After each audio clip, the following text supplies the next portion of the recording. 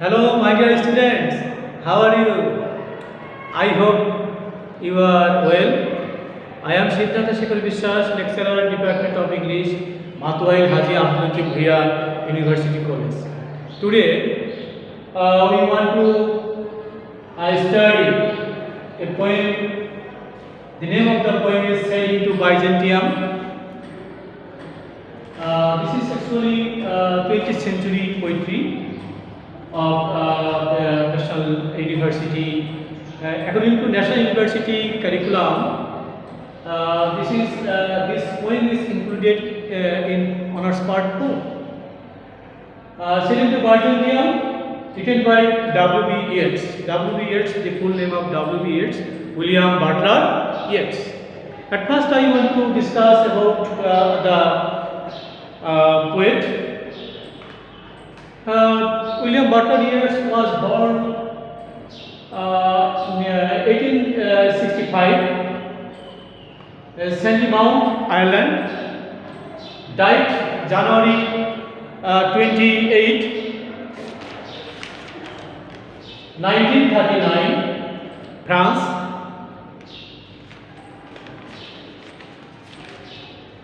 Actually, his birth date is 13 June 1865. He was buried after his death. He was buried September 1948, Ireland. He has sung famous poems. I want to mention some of the poems. The second coming, Sailing to Byzantium, The Late Isle of Innisfree, Easter 1916, etc.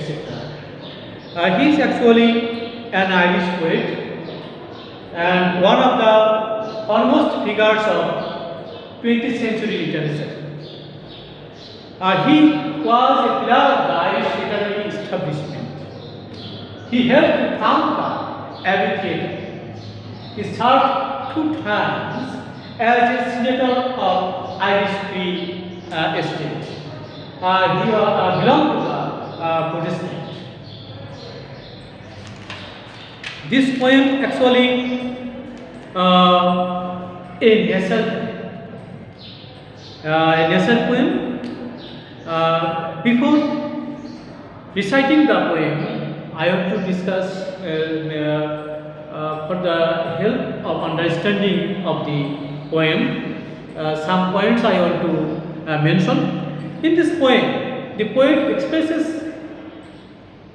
the notion of going to the holy city, Byzantium, leaving the country of physical and sensual life.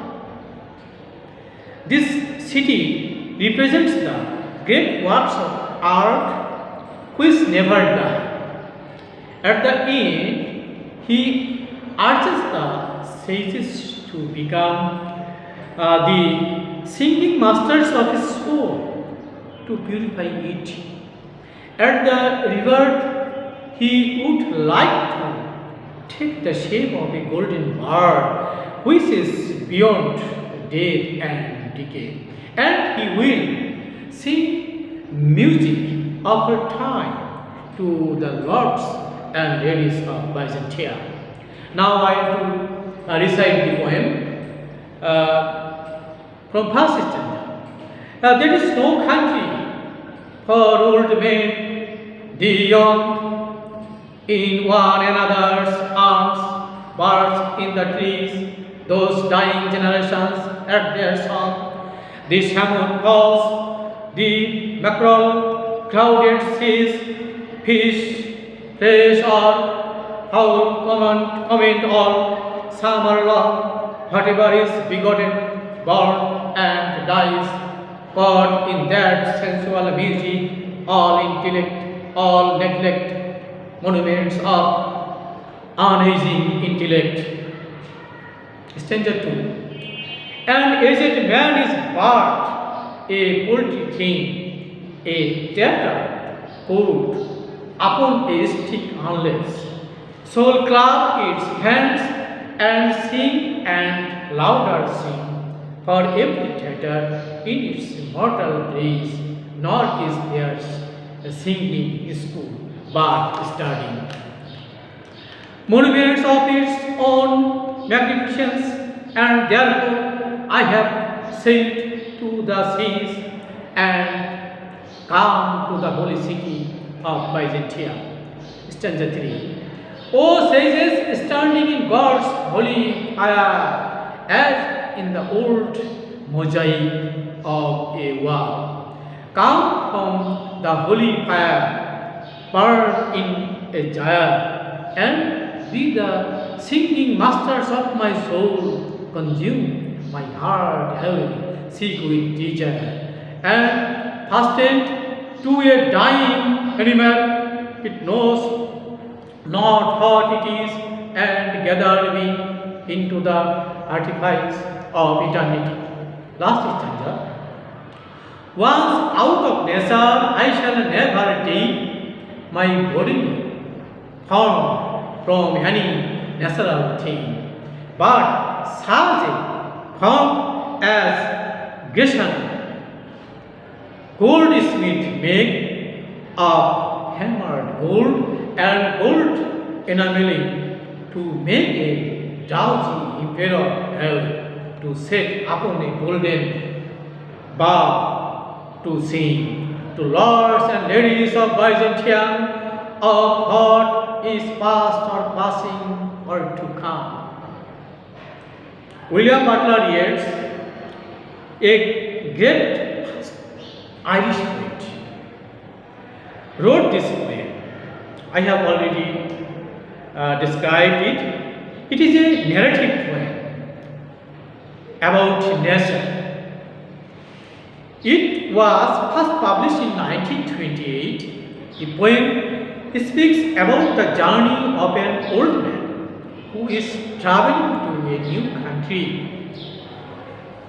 It illustrates how he seeks spiritual guidance and discovers the sublime work of art and aging. This poem is about a man escaping from this country to a place where he can revive his soul with glorious work of art. As a speaker of the poem, he declares he doesn't belong to his country, as it is full of young people. To him, the young generation lives in the present moment and do not think about death.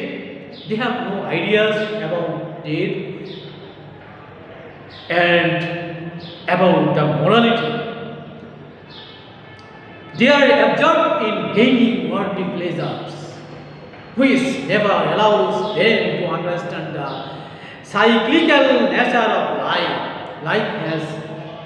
Life continues the cycling order. But this young generation have no ideas about the cyclic order.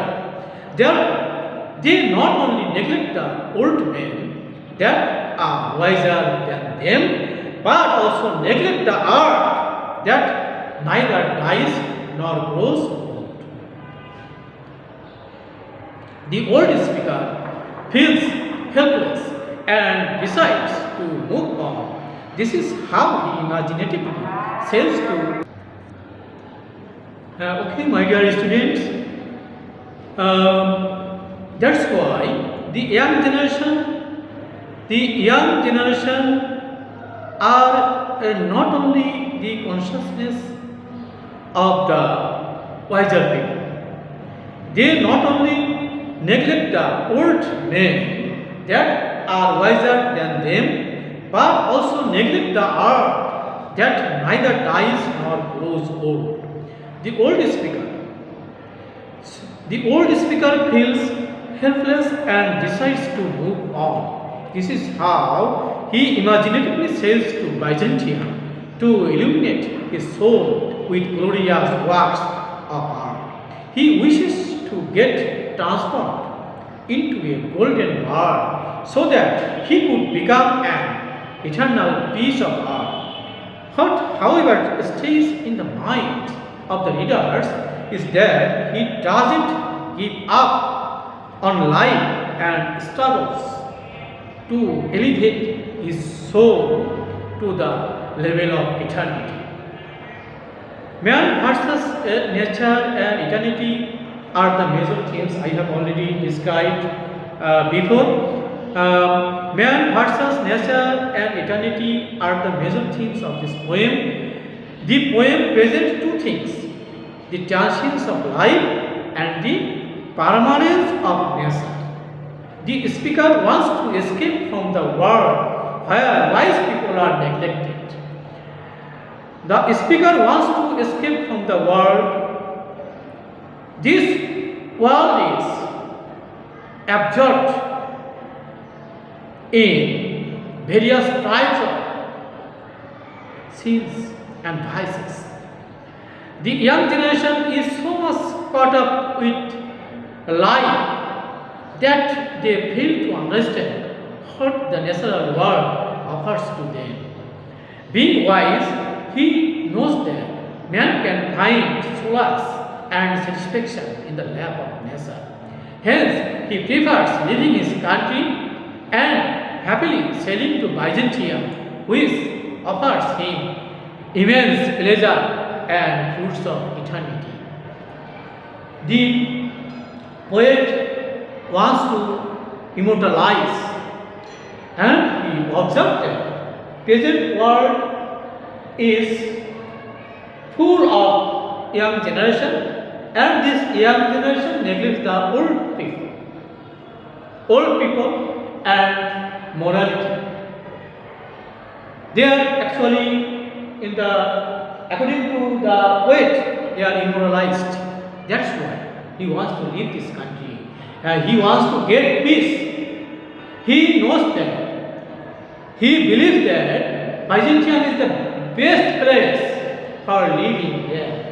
And he can get peace or happiness or any spiritual tones from this Byzantium. That's why he wants to leave his own country, and he goes for Byzantium. This poem gathers some literary terms: assonance, alliteration, enjambment, imagery, metaphor, personification, and oxymoron. These are available in this poem. This poem actually the four stanza. Every stanza contains 8 lines. Every stanza contains 8 lines, and this poem is very important, my dear student. And you should read the text, the poem very attentively, and then you should write the paraphrase of the every stanza. Thank you very much.